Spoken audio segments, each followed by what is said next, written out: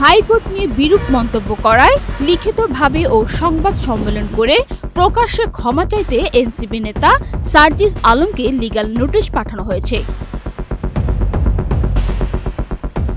24 মে শনিবার সুপ্রিম কোর্টের আইনজীবী মোহাম্মদ জসিমউদ্দিন সার্জিস আলমের বিরুদ্ধে এই লিগ্যাল নোটিশ পাঠান। নোটিশে বলা হয়েছে, সার্জিস আলম যেন হাইকোর্ট নিয়ে করা মন্তব্যের জন্য লিখিত ও সংবাদ সম্মেলনের মাধ্যমে প্রকাশ্যে ক্ষমা চান। প্রসঙ্গত গত 22 এপ্রিল বিএনপি নেতা ইশরাক হোসেনকে মেয়র পদে শপথ গ্রহণের কোনো বাধা নেই বলায় রায় দেয় হাইকোর্ট।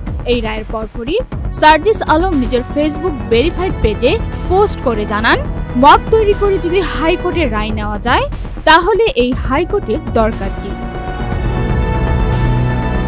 নোটিশে সার্জিস আলমকে সুপ্রিম কোর্টের রেজিস্ট্রার জেনারেলের কাছে লিখিতভাবে ক্ষমা চাইতে বলা হয়েছে। একই সঙ্গে নোটিশ পাওয়ার 2 ঘন্টার মধ্যে সংবাদ সম্মেলন ডেকে তাকে প্রকাশ্যে ক্ষমা চাইতে বলা হয়েছে। অন্যথায় আইনগত ব্যবস্থা গ্রহণ করা হবে বলে জানান আইনজীবী।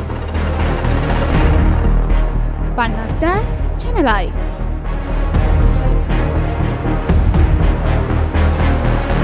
ওয়ালটন আবারও মিলিনিয়ার অফারে ওয়ালটন ফ্রিজ কিনে আপনিও হয়ে যেতে পারেন মিলিয়নিয়ার।